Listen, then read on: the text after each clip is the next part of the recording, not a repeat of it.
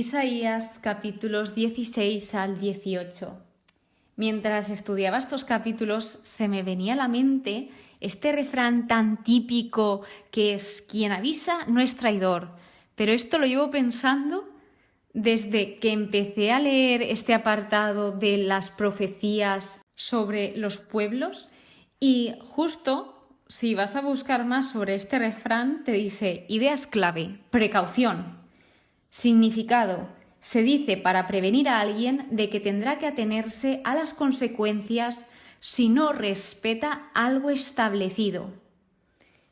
Entonces, bien, vemos cómo Isaías y todos los profetas se dedicaban a avisar, que de hecho era Dios a través de los profetas. Dios advertía al pueblo para protegerlos, para que tuviesen una buena vida, para que las cosas les fuesen bien, para que ellos estuviesen plenos y felices.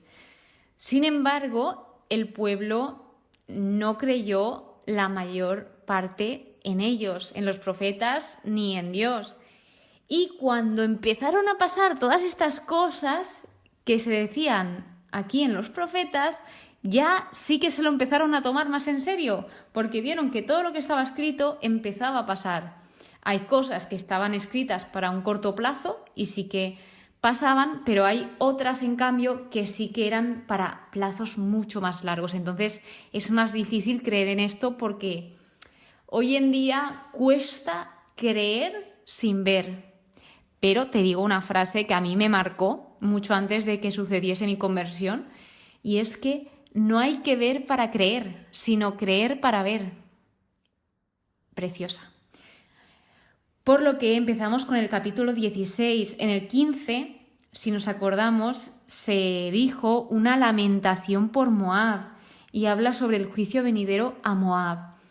Sin embargo, en el 16 habla de la súplica de los moabitas, donde ellos se encuentran en un estado indefenso, un estado confuso bajo la mano del juicio de Dios.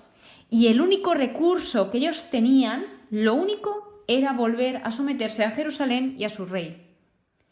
Entonces lo que se nos dice es que, primero, ellos debían esconderse, refugiarse en Judá. Se le pide a Judá que acojan, que refugien a los desterrados de Moab, ya que Moab tiene una conexión muy especial con el pueblo de Judá, ya que en Moab están las raíces de David. O sea, David proviene de ese linaje donde su abuela era Ruth la moabita, una figura muy importante.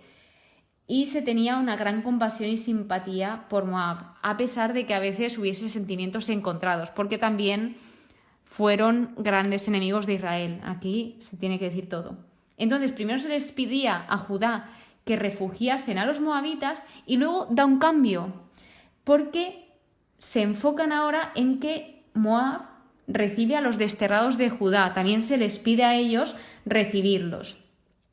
Así que luego nos vienen a hablar sobre alguien, sobre un juez que buscará el derecho y va a ser dispuesto, va a ser presto a la justicia, donde éste se afianzará sobre la piedad del trono y se sentará con lealtad en el trono. Obviamente está hablando del Mesías, está hablando de Jesús. Y en el versículo 6 se nos habla cuál era el pecado de Moab, por qué estaban pasando por ese juicio. El principal pecado de Moab era la soberbia. Fue orgullecerse, creerse más de los demás. Y esto nos deja una gran reflexión o algo en lo que pensar, porque Moab era una nación bastante pequeña. Es decir, que no solo las personas con poder pueden tener soberbia o se pueden orgullecer, sino naciones pequeñas también pueden ser muy soberbias y no hace falta tenerlo todo para ser una persona soberbia. Así que se les advirtió, pero no hicieron nada de caso a los consejos que se le dieron ni a las advertencias. Y luego viene esa lamentación por Moab. De nuevo se repite este título donde se encuentra Isaías hablando de cómo se siente, el cómo está, que él no estaba feliz, no se sentía bien, le dolía lo que estaba pasando con Moab. Dice: el clamor ha cesado, mis entrañas por Moab. al mismo tiempo Isaías sabía que Moab buscaría respuestas en lugares equivocados, que no recurriría a Dios, sino que iría a cualquier método menos a Dios. Se olvidaron de quién era Dios y de qué había hecho por ellos. Entonces, él anuncia 3 años como una marca de tiempo para que el juicio de Dios fuera una advertencia para el pueblo de Moab. Y sobre todo también es una invitación, porque si te está advirtiendo es por algo, porque te está invitando para ese humilde arrepentimiento, porque Dios con los castigos no está buscando castigar, amargar a las personas, no. Él lo que quiere con los castigos es tal vez transformar el corazón de las personas, que mejoren, pulir, que todo vaya mucho mejor. Entonces, abrirnos los ojos.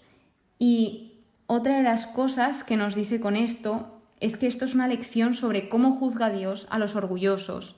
También para que su mismo pueblo, para que el pueblo de Israel viese lo que el Señor o cómo el Señor juzgaba a las personas que actuaban de esta forma.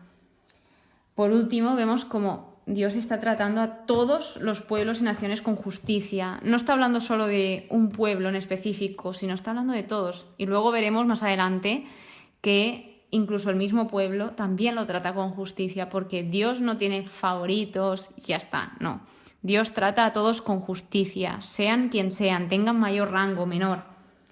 Después de esto, el capítulo 17 habla sobre Damasco e Israel, también sobre ese juicio que se producirá. Mirad, para poneros en contexto, Damasco era una de las grandes ciudades del mundo antiguo y además era la capital de la antigua nación de Siria. Recordaros que Israel y Siria estaban alineados contra Judá.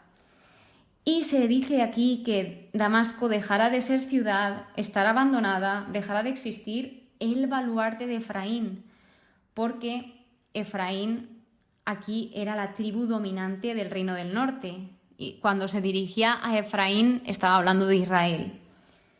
Entonces aquí quiero destacaros 2 versículos. El versículo 7 es: aquel día se dirigirá el hombre a su hacedor, y sus ojos hacia el Santo de Israel mirarán. En medio de ese juicio tan severo, algunos iban a responder con un humilde respeto hacia Dios, abrieron los ojos, vieron que allí estaba Dios y se dirigieron hacia Él, lo mirarán, lo contemplarán. Y luego en el versículo 10 lo que hace es explicar el porqué, las razones de todo lo que va a pasar. Dios no les está dejando sin explicaciones, no está diciendo, vale, voy a hacer esto porque sí. No, Dios te va a dar una razón por la que Él hace justicia. En este caso te la da y te dice, esto te está pasando porque olvidaste a tu Dios Salvador y de tu roca defensiva no te acordaste. Pero dejando esto a un lado, hay un mensaje muy claro que se nos está dando a raíz de todos estos capítulos. Y es que Dios, incluso en medio de este juicio, muestra su misericordia, muestra su infinita capacidad de perdonar a cualquier persona siempre que lo haga con un corazón arrepentido, que lo sienta de verdad, con corazón sincero, de que a pesar de que hayan fallado, hayan caído, se hayan equivocado, de lo que pasaba aquí es que había mucha idolatría. Se adoraban a muchos ídolos, a muchos dioses, y él lo que les quería hacer ver es que solo hay un Dios verdadero y que Él está ahí. Si nos vamos al capítulo 18, este habla de oráculo contra Cus, y aquí a lo que se invita es a confiar en el Señor.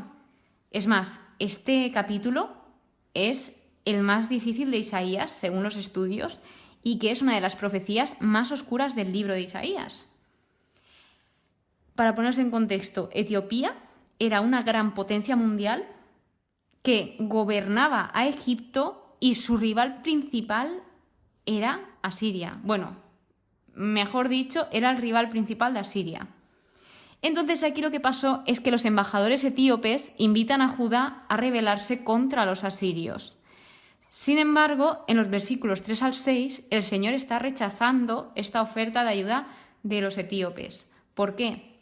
Porque Judá en lugar de confiar en los humanos, en esta gran potencia mundial, debía confiar en el Señor.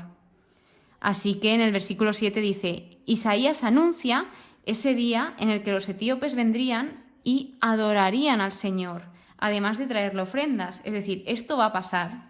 Pero ahora mismo lo que debían de hacer todos era confiar en Dios, confiar en que Él va a luchar contra todos los enemigos y de que el pueblo de Judá no debe temer, porque Dios estaba con ellos.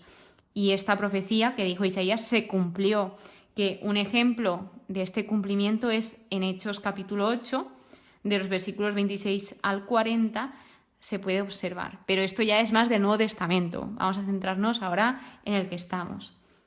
Así que, pues, dicho esto, vemos como siempre Dios nos está advirtiendo de cada cosa para que no caigamos en algo que nos va a hacer daño, para que tengamos buena vida, para que seamos plenos y sobre todo porque nos quiere, porque vosotros imaginaos, una madre nos va a decir, o un padre nos va a decir, meted los dedos en el enchufe, sino una madre y un padre no te van a dejar meter los dedos en el enchufe, te van a decir, no metas los dedos ahí porque no es bueno.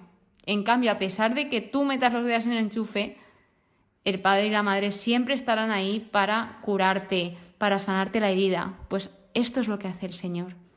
Y eso es lo que lo hace tremendamente inmenso y admirable, porque me parece increíble su misericordia, el cómo a pesar de que le fallemos, de que lo que ponía aquí, que las personas lo olvidamos, de que pasamos de Él, pues Él sigue estando ahí, Él sigue curándonos, sigue sanándonos, sigue dándolo todo por todos y cada uno de nosotros.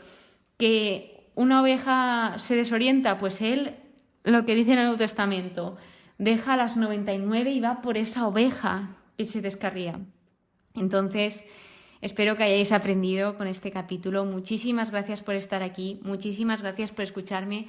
Espero que paséis muy, pero que muy buen día y que Dios os bendiga. Y no olvidéis que quien avisa no es traidor.